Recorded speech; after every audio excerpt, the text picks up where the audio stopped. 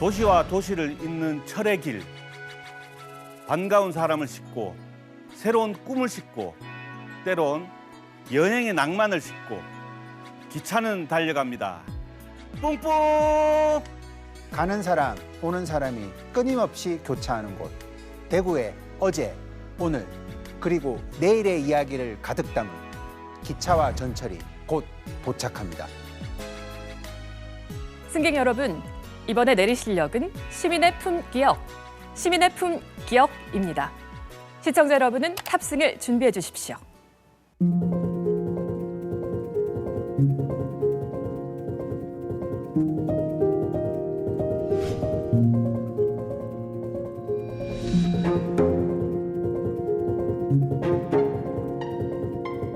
경부철도는 1905년 1월에 개통이 됐습니다. 올해가 경부철도가 개통된 지 120주년이 되는 해입니다.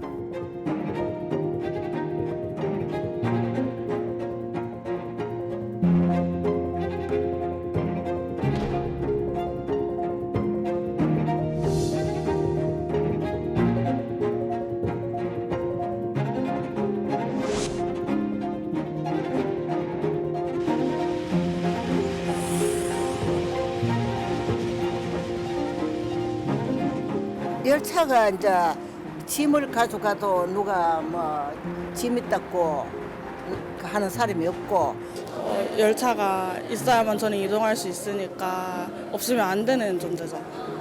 옛날에는 그봐 여서 모든 것 출발하고 뭐 그랬다.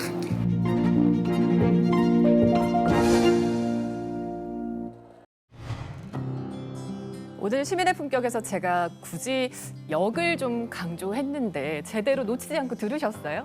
모음을 잘 활용하셔가지고 재밌었어요. 시민의 품기역. 예. 오늘 제가 이렇게 또 역을 강조한 이유는 역사를 통해서 대구가 또 달려온 과거 그리고 또 앞으로 달려나갈 또 미래에 대한 이야기를 좀 함께 해보려고 합니다. 실제로 그 오찬호 작가님은 기차덕을 좀 많이 보고 계시잖아요. 오송역은 이제 다 정차하는 역이 아니기 때문에 이렇게 기다리고 있으면 그 통과하는 열차가 있습니다. KTX나 SRT가 300km 우와 통과하거든요.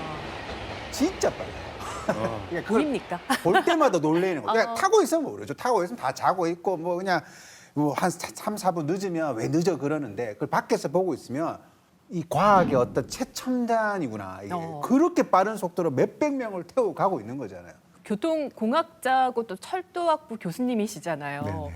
뭐 이런 공부하시는 분들은 좀 다른 게 보이나요? 이렇게 깜짝 놀랄 일인가 싶으시고. 아니 저도 예. 가끔 깜짝 놀랄 때가 있습니다. 그리고 저 같은 경우에는 먼저 그 역에 들어가면 사람들부터 보이는 것 같아요. 그래서 바쁘게 오고 가는 사람들을 볼 때 무슨 사유로 어디까지 갈까라는 궁금증이 생기기도 합니다. 그리고 또 우리 권상구 이사님은 대구 근대골목 투어를 기획하신 분이세요. 그럼요. 오늘 얘기할 주제도 이제 도시의 변화에 큰 영향을 미쳤다고 볼 수 있겠죠. 일단 저희가 뭐 태어날 때 이미 철도가 있지 않았습니까? 뭐 그러다 보니까 그 철도 문명이 이제 생기기 전에 그런 삶에 대해서 저희가 피부로 와닿는 부분이 좀 부족한데요. 만약에 철도가 없었다라고 했을 때의 그 도시가 가지고 있는 속도와 그리고 철도가 있었을 때의 속도를 우리가 만약에 느낄 수 있다면 이거 엄청난 차이라는 거죠. 그래서 어떤 분들이 뭐 철도 문화 이렇게 표현하시던데 사실은 철도는 문명이지 않을까 싶어요. 어허. 아, 문화가 아닌 문명이다. 그렇죠, 예. 어떻게 보면 일일 생활권을 가능하게 한 게 또 이런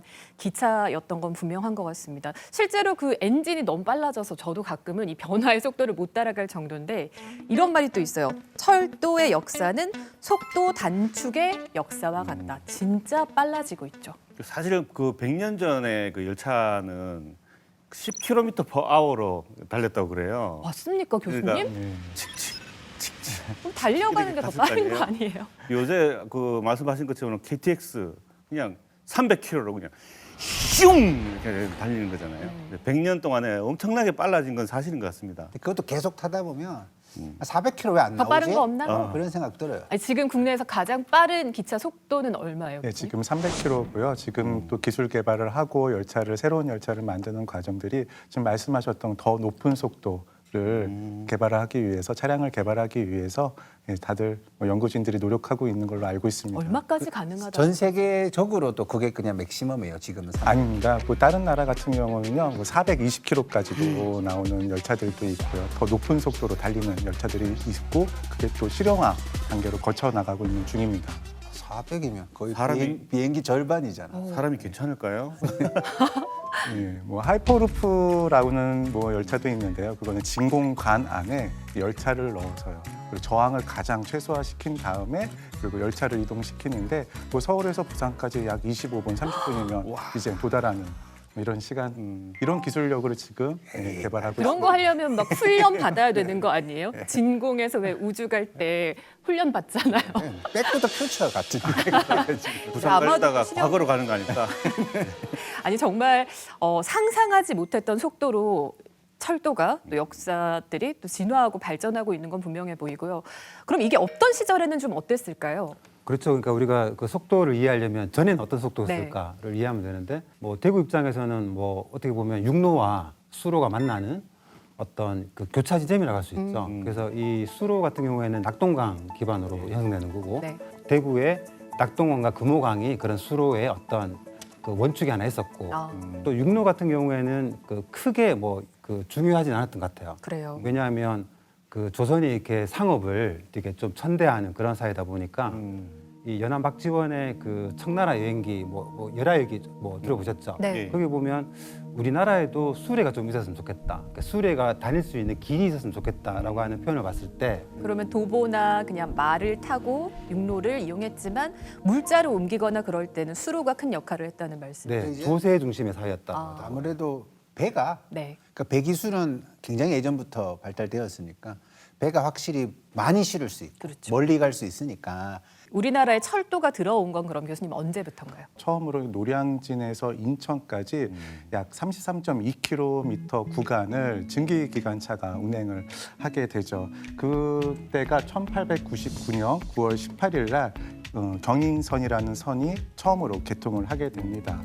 예, 이때는 그 우마차로 약 12시간 걸리던 이 거리를 경인선으로 이용을 하면은 약 1시간 반 오. 정도 소요되었다고 해요. 사실 철도를 놓고 뭐 역사를 세우고 이런데 또 비용도 많이 들 텐데 일본이 이 철도 부설권을 사들인 적극적으로 이렇게 좀 여기에 좀 발을 들인 이유가 있겠죠. 네, 일본은 당시 러일 전쟁 중이었었는데요.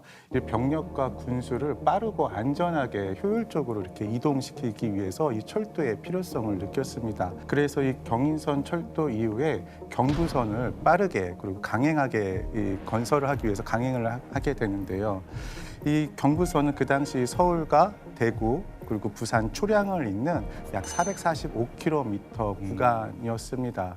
그래서 우리 대구에 이 철도가 처음 생긴 것이 이 1905년 1월 1일 날 이 대구역에 처음으로 생겼습니다. 당시에 하여튼 서울을 뭐 다들 아시다시피 경성이라고 불렀잖아요. 네. 그래서 경성과 부산을 연결하는 철도다 이렇게 해가지고 그 각 지역의 이름의 앞글자를 따서 경부선이라는 이름이 탄생하게 됩니다. 예. 여기에 참여한 그 회사가 한일 합자 회사였는데 이 중에 조선인 회사가 대한운수 회사였습니다. 대한운수 회사의 사장이 누구이신지 혹시 아실까요? 뭐 일단 국영기업이니까 맞죠? 구경. 국영기업이면 고종황제 아니었을까요? 고종환제요. 네. 아니면 그렇죠. 고종 환제 친인척. 아니면 가장 좀 협조했던 사람? 예, 우리가 잘 알고 있는 이완용이었습니다. 대표적인 친일파잖아요. 열심히 살았어요. 이완용 열심히 살았다 얘기는. 그때 당시 이완이 당시로 보면 국무총리 아니었습니까? 국무총리가 되기 전이었나요? 아니 국무총리가 이제 되려고 이런 일들을 더 꾸몄던 것 같습니다. 대구에 이제 철도 부설을 하게 되면은 또 예상되는 경제적 이익이 있잖아요. 돈 냄새를 맡은 사람들이 그렇게 많았다는 거죠. 일본은 이미 1872년에 그 신바시역에서 요코하마까지 이제 철도를 부설을 하게 돼요. 네. 그러면 이 시기차를 보면 이미 한 세대가 빨라요. 되게 이게 이거네요. 무슨 얘기냐면 이미 문명의 차이를 저희 입장에서 보자면 저희 아버지 세대 이미 이걸 경험을 경험해버린 했다. 거예요. 그래서 역 주변에 땅을 샀던 그 아버지 세대 분들은 성공하셨는데 나는 그때 땅을 못 샀어 이렇게 한탄을 하시면서 우리 아버지가 맨날 그래요. 그러니까요. 그런 생각들이 이렇게 도시를 지배하게 되는 거죠. 그러니까 자연스럽게 이 철도역이 생기는 곳에 이 도시는 어떻게 조직되고 생태계가 만들어지는지 이미 이제 체득하고 있다는 거죠. 그런데 이제 조선인들은 그런 걸 한 번도 경험해 본 적이 없었기 때문에 그럼요. 그 시기를 보면 1903년부터 5년 사이에 이제 일본인들한테 땅을 어마어마하게 이제 팔기 시작합니다. 조선인들은 모르고 이것뿐만 아니라 또 군인들한테 납품하는 백화점이 자리 잡게 되는데 그 역 주변에 뭐 대만이나 동경까지 지점을 줬던 이제 그 삼중정 백화점, 네 유명한 백화점이죠. 네. 대구가 본점이었고요. 그런 군납 상인들이 이 역을 중심으로 해서 이제 생태계가 만들어지고요. 또 하나 일본의 특징은 뭐냐면 이제 병원이 같이 움직여요. 그래서 그게 이제 동인의원인데 지금 현재 있는 경북대학교, 이 경북대 의대는 옛날에 도립병원이었잖아요. 그 도립병원의 효시가 바로 그 철도와 함께 움직였던 동인의원이거든요. 그래서 그런 것들이 이제 결국 철도는 팀으로 이해하고 같이 움직이는 거. 예, 같이 들어온 이 생태계가 어떻게 이 도시가 가지고 있는 라이프 스타일과 리듬들을 바꿔나가는지를 뭐 앞으로 좀 추적을 해봐야 될 것 같습니다.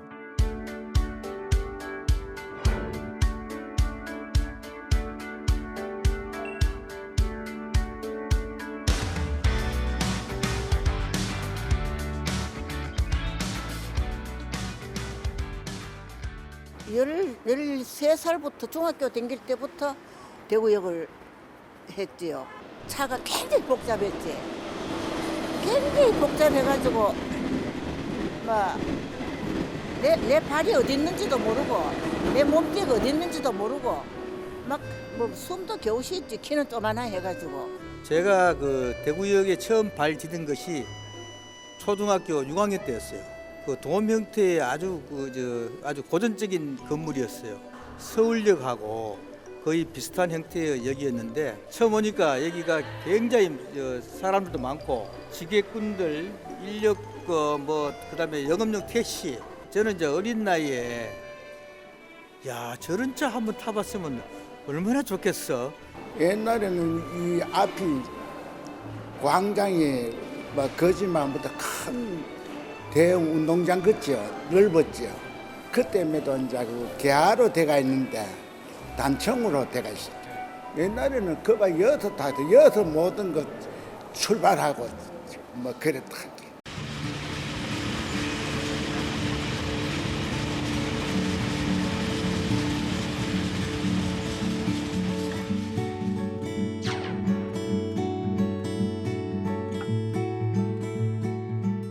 경부철도는 1905년 1월에 개통이 됐습니다. 올해가 경부철도가 개통된 지 120주년이 되는 해입니다. 철도가 개통되니까 부산에서 서울까지 뭐 대략 한 보름 정도 걸렸는데 기차로는 한 14시간이면 갈 수 있는 그 당시로서는 굉장히 경이로운 일이었고 그 당시 사람들의 생활이나 어떤 물류의 이동이나 이런 부분에서 혁명적인 변화가 있었던 것 같습니다. 일제 시대에 우리 중등학교 학생들은 수학여행을 일본에도 가고 만주에도 갑니다. 독립운동가들도 신속하게 이동할 수 있었던 것은 바로 철도 때문입니다. 만약에 철도가 없이 뭐 보름 한 달을 걸어서 간다. 그것은 거의 불가능했던 것 같고.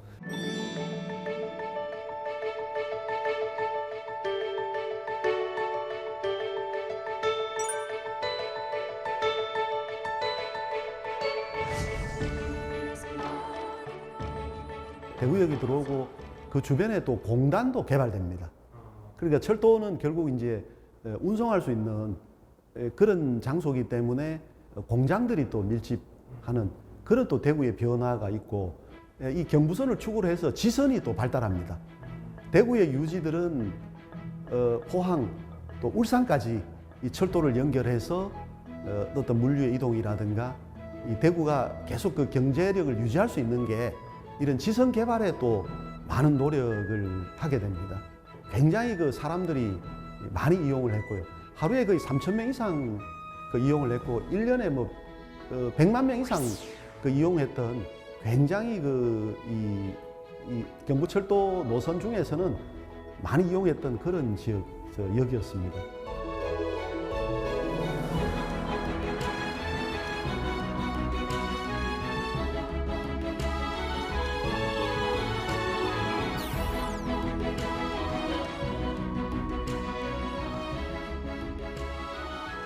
1905년에 대구역 모습은 1층에 아주 작은 규모였는데 사람들의 왕래라든가 이런 것들이 늘어나면서 1913년에 새로운 대구역이 이제 신축이 되었습니다.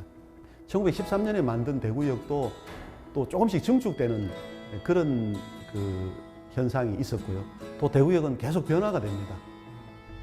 또 새롭게 70년대에는 콘크리트 건물도 들어섰고 또 그 전에 남북 소통을 위해서 대구역 본관 밑으로 그 지하도가 나면서 70년에는 또 변화가 있었고 그 당시 이제 철도의 그런 장점 중에 하나가 바로 관광이 활성화되는 겁니다.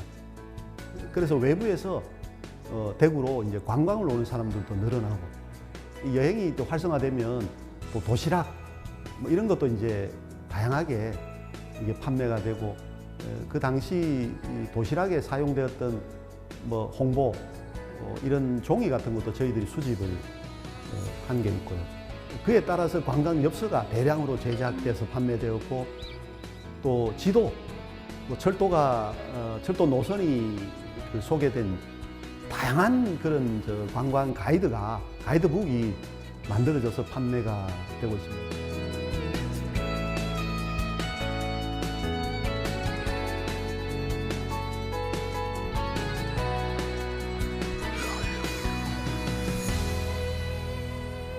네, 격세의 지감이 참 느껴집니다. 대구에서 또 가장 오래된 역사를 자랑하는 대구역의 과거와 또 현재 보셨는데요.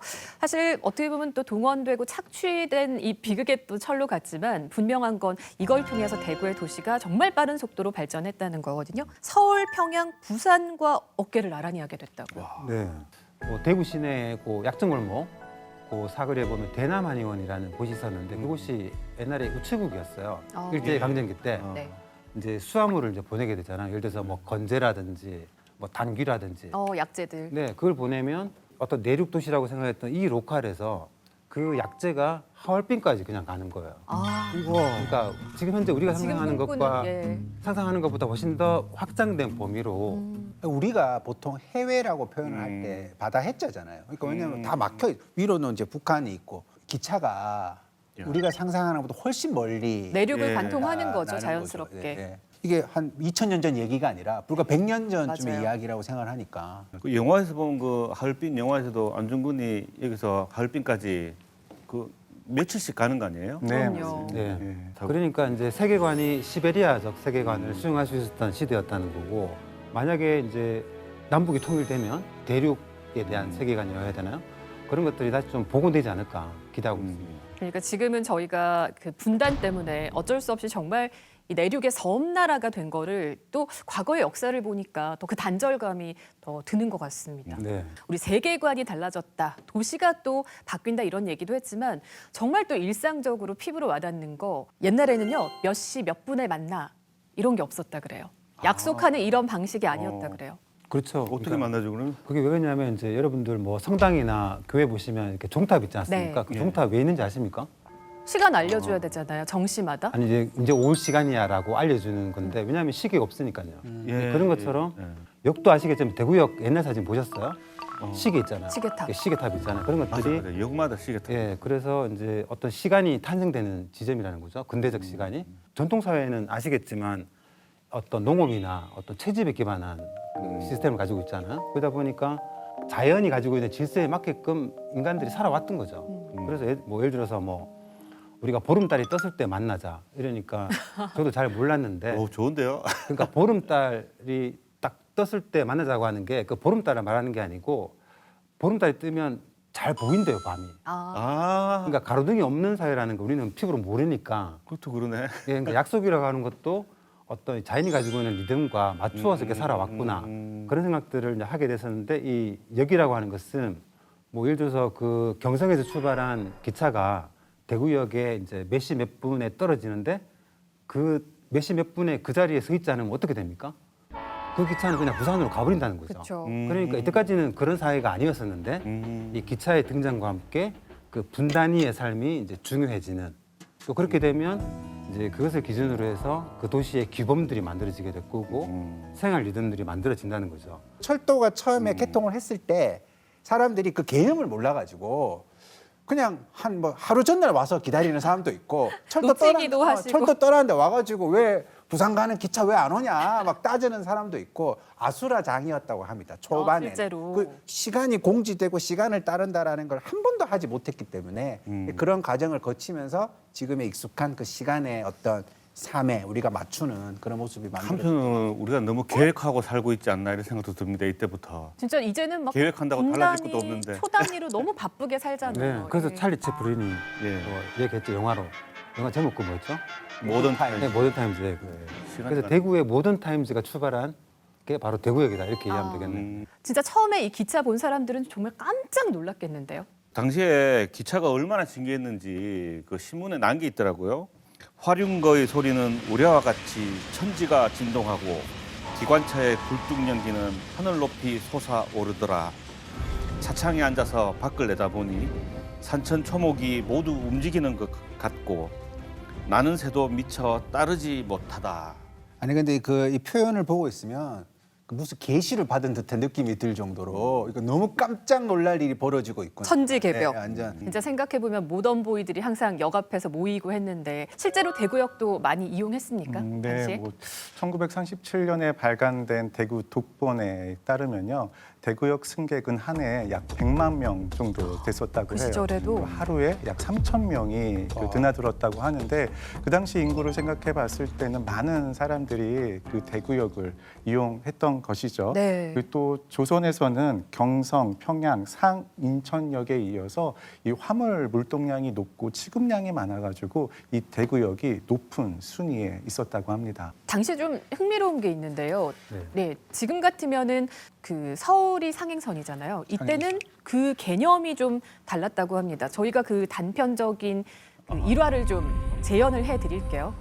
올라가는 차 시간이 지났어요. 아니 올라가는 차라니요. 지금 동경에 가십니까? 부산 가는 차는 지금 벌써 떠났습니다. 아니 내가 아무리 정신이 없기로서니 미친 줄 아시오? 올라가는 차라니요. 대구 가는 거예요. 대구. 어허, 그 올라간다는 뜻은 부산으로 가는 것이고요.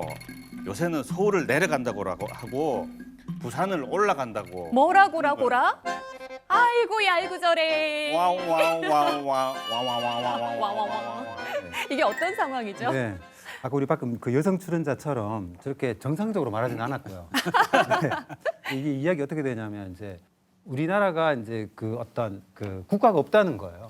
당시의 중심은 이제 일본의 동경이었다는 거고 동경으로 가는 기차 노선이 상행이고 그리고 동경으로부터 멀어지는 모든 노선은 하행이다라고 하는 것을 이제 상징적으로 보여주는 어떤 조선인의 소설이라고 볼 수 있는 거죠. 상하의 개념이 일본 우위 이런 느낌이었군요. 그렇죠. 그러니까 일본 사람들은 이제 자신들이 조선에서 와서 무슨 사업을 하든 일을 하는 개념을 원래 있는 곳에서 내려와서 일을 하다가 다시 돌아가는 일본으로 돌아간다. 원래에서 내려와서 일을 하다가 다시 돌아가는 우리가 상경하는 것처럼요. 그런 개념으로 쉽게 이해를 하지 않았을까라고 또 생각이 드네요. 그리고 또 영국의 영향을 받아서 그런 문화도 있다면서요. 네, 그 일본 같은 경우는 영국처럼 좌측으로 다녔어요. 그래서 이 경부선 철도도 좌측 통행으로 처음에 시작을 했었죠. 예. 그러면 진짜 조선인들 헷갈렸겠습니다. 정말 그랬겠네요. 네. 당시에 또 경부 철도를 통해서 아주 유명한 사람들이 그 대구역을 방문했다는 얘기도 있더라고요. 헬렌 켈러도 한번 헬렌 켈러가 켈러도 대구를 1937년에 한국을 방문을 했는데 대구 콘서트 하우스, 그러니까 지금 대구 공화당 옛날에 있었던 거기서 기자회견도 하고 당시 신명 여학교 재학생들 그 앞에서 강연도 하고 그런 게 당시 신문 기사로도 그대로 나와 있습니다. 근데 제가 기사를 찾아봤거든요. 그 신명학교 학생들한테 이런 말을 했더라고요. Girls be ambitious. 보이즈 앰비셔스가 네, 아니고 기사에 나오더라고요. 예, 걸즈 비 앰비셔스. 네. 이렇게 역사 속의 유명한 인물들도 이 대구역을 통해서 대구로 또 방문을 했었습니다. 지금 그럼 처음 그 세워졌을 때부터 그 위치였던 거예요. 한번 이전할 뻔도 했다는 얘기가 있던데요. 네, 앞서 말씀드린 것처럼 이제 대구가 급변하고 있죠. 그리고 평양에 비견될 정도로 이제 중요 도시로 부각되다 보니까 1905년경에 잡았던 이 대구역의 사이즈가 작았던 거예요. 그래서 아까 100만 명 넘었다면서요. 네. 그러면 역세권 개발해야 되지 않습니까? 이제 그림이 그려지시죠. 네. 그래서 그 초기 예정지는 지금 현재 칠성동, 뭐 침산동으로 불리는 지역인데 뭐 여러분들 그 주변에 있는 뭐 대구 시민운동장 아시죠? 네. 지금은 축구장을 하고 있는 그 북편 일대라고 보시면 됩니다. 그래서 그쪽으로 이전될 계획이 1921년경에 만들어지게 되는데 이제 실현은 되지 않았죠.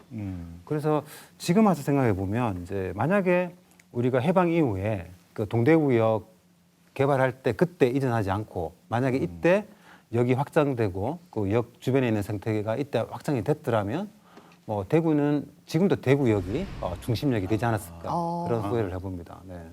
지금은 그때 비하면 좀 많이 그런 중심지 역할을 동대구역에게 좀 내어준 격인데 네. 과거의 최초의 역이 대구역이라면 또 현재 중심에는 동대구역이 있죠. 자, 시민의 품격에서 출발한 우리 열차는 대구역을 지나 다음은 동대구역입니다.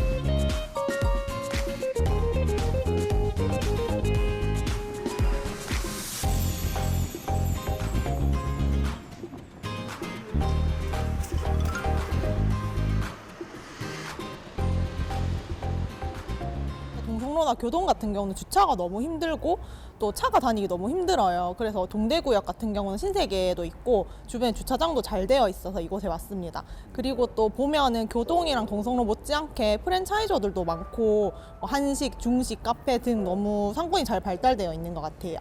옛날 동대구역 하면은 술집과 숙박업소가 많아서 젊은 층이 진입하기 어려웠는데 요즘 많이 젊어진 것 같아요. 타지에서 다른 사람들이 오면 여기 벗어나야 바빴는데 요즘은 여기 하나로 다 해결되는 것 같아요.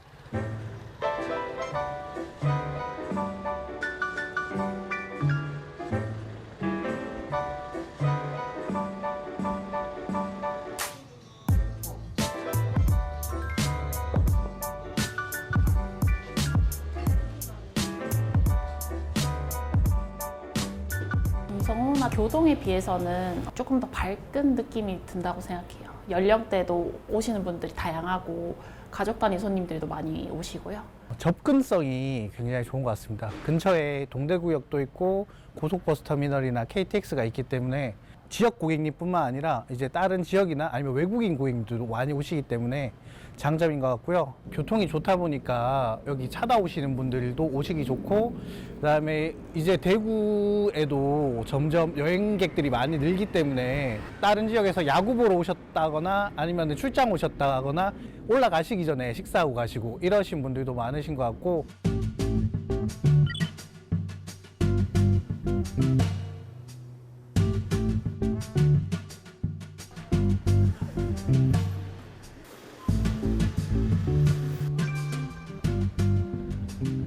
동대구역의 상권의 특징은 이제 대구뿐만 아니라 다양한 지역 분들이 오셔서 이제 식사를 하심으로써 약간 식문화의 견해를 조금 더 들을 수도 있고, 한 것에 이제 국한되어 있지 않고 이제 여러 다양한 방면의 피드백을 들을 수 있는 점, 그래서 조금 더 발전이 더 빠른 것 같습니다. 예를 들어서 서울 같은 경우에는 다양한 분들이 서울에 가서 많이 드셔보시잖아요.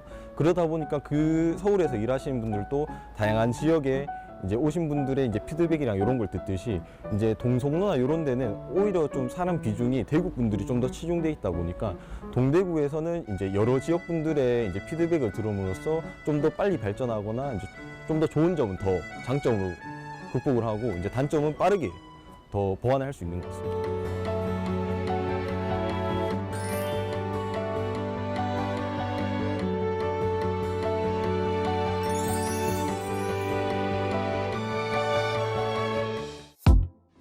있습니다.